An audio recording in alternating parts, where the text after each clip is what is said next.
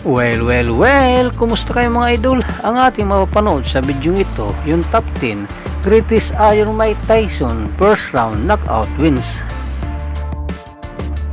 Pero bago natin umpisahan ang 10 knockout wins na ito mula sa tinaguriang The Iron Man, kung bago ka pa lang sa aming munting channel, huwag na makalimutan mag-subscribe at pakihit na rin sa notification bell sa all para lagi tayo updated sa bago nating i-upload tulad dito. Maraming salamat po. Pero bago natin umpisa ng bakbakan ito, ay mag-intro muna tayo mga idol.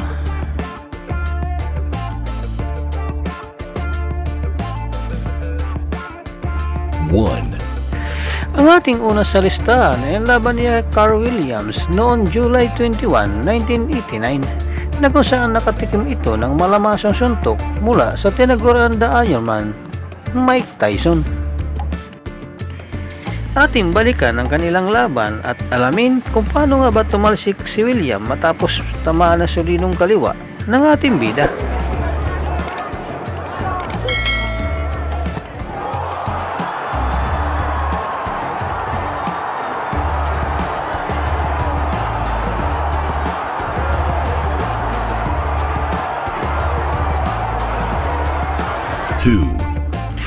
Ang ating pangalawa sa listahan ay laban niya kay Bronze Seldon noong September 7, 1996 na kung saan nakatikim ito ng malamasang suntok mula sa ating bida. Ating balikan ang kanilang laban at alamin kung paano nga ba 2 bisis pinataob sa ibabaw ng luna itong si Seldon.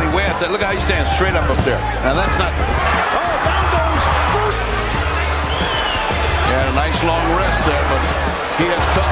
Back comes Sheldon, and Tyson with a left hook, and Sheldon is down on his stomach. Steve, there are 2 unalterable truths in boxing. If you have a great chin, you don't have a great chin, you can't get one. You can't buy one or learn one. Oh, forget it. 3. Ang ating pangatlo sa listahan ay laban niya kay Los Severets noong June 24, 2000 na kung saan nakatikim ito ng kaliwat kanang malalakas na suntok mula sa ating bida. Ating balikan ang kanilang laban at alamin kung paano nga ba inawat na narepere ang bakbakan upang hindi na lumala ang pinsala ng kalaban.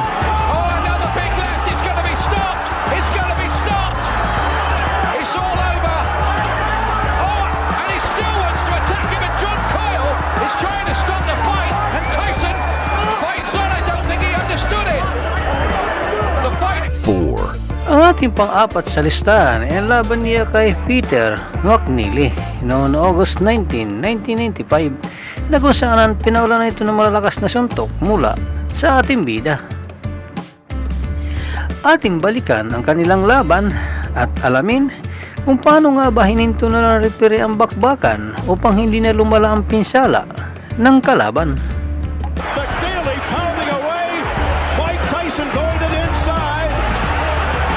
Seeming to just hang back there waiting. 1 minute gone by. McNeil is Mills Wayne had stopped that nonsense because they were starting to butt heads. Oh. Tyson with a left hook right up and down goes McNeil again. McNeil is hurt this time, Steve. He's very hurt. He can barely stand up. And his legs are out of 5. Ang ating panglima sa listahan ay ang laban niya kay Alex Stewart noong December 8, 1990 na kung saan nakatikim ito ng kaliwat kanang suntok mula sa ating bida. Ating balikan ang kanilang laban at alamin kung paano nga ba 2 bisis pinatumba ng tinaguriang The Iron Man ang kanyang kabakbakan. That was a gonna let him go. 3 knockdown rule is in effect. Stewart goes down again, it's over. And Stewart has quit throwing, but you can see how wobbly his legs are. Worthwhile grab. Stewart must land something or else it's just a question of a few seconds. That'll do it. 2, 3, 4, 5, 6. They're forgetting that the 3 knockdown rule is in. 6. Ang ating pang-anim sa listahan ay laban niya kay David Jaco noong January 11, 1986 na kung saan nakatikim ito ng kaliwat kanang malalakas na suntok mula sa ating bida. Ating balikan ang kanilang laban at alamin kung paano nga ba hininto na referee ang bakbakan upang hindi na lumala ang pinsala ng kalaban.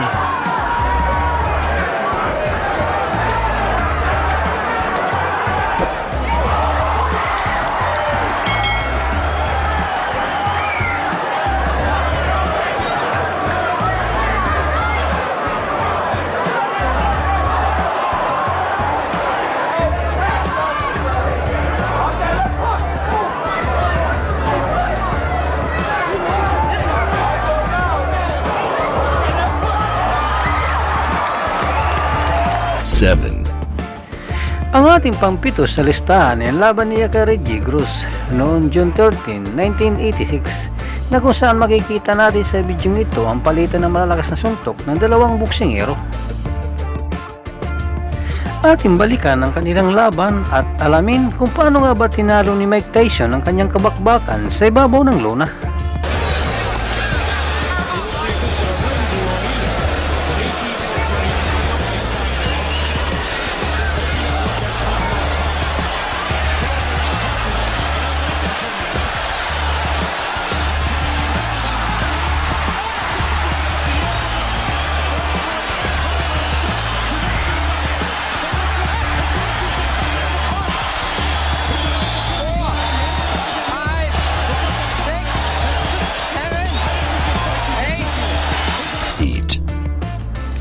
Ang ating pangwalo sa listahan ay laban niya kay Henry Tillman noong June 16, 1990 na kung saan nakatikim ito ng kaliwat kanang malalakas na suntok mula sa ating bida.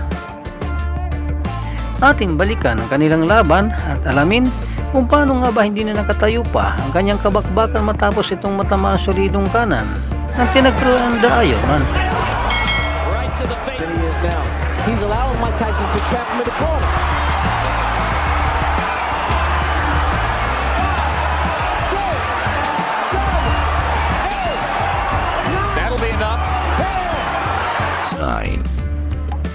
Ang ating pangsiyam sa listahan ay laban niya kay Marvin Frazier noong July 26, 1986 na kung nasaan nakatikim ito ng kaliwat kanang malamasong suntok mula sa ating bida. Ating balikan ang kanilang laban at alamin kung paano nga ba pinatulog ni Mike Tyson ang kanyang kabakbakan sa ibabaw ng lona. And the 3 knockdown rule is in effect. Very, very quickly. Uppercut, and Marvis is hurt. Frazier is down. Joe Cortez moves in to have a look, and he's going to stop the fight. There it was. Just clipped him right on the chin. The left was unnecessary. Marvis is badly hurt at this point. Uppercut again, and there Marvis is out on his feet. Everything after this is 10.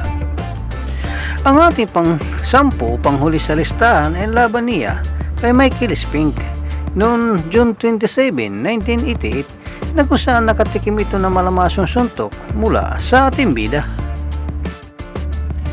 Ating balikan ang kanilang laban at alamin kung paano nga ba hindi na nakatayo pa ang kanyang kabakbakan matapos itong tamaan ng solidong suntok mula sa tinagurian the Ironman. It's Tyson all the way here in round number 1. Vicious shot, really heavy landing it, but he's taking him. The uppercut, body shot, down he goes. And comes Mike Spinks in. He leaves the right hand, down he goes. I don't think he'll get up from this. Mike Spinks is laying flat on his back. The count is up to 5, and 6, and 7, and 8. He won't be able to do it. It's all over. Dito na po nagtatapos ang ating video. Maraming salamat po sa inyong panonood, walang sawang suporta. Ikaw idol, ano masasabi mo sa magandang performance pinakita ng ating bida sa bidyong ito? Para sa inyong opinion, i-comment mo niyan sa ating comment section sa ibaba. At kung nagustuhan mo naman ang bidyong ito, paiwan naman ako ng like at pasubscribe na rin sa ating munting channel. Maraming salamat po sa inyong panonood. Sama kayo na rin lang, mag-ingat, God bless. Bye bye!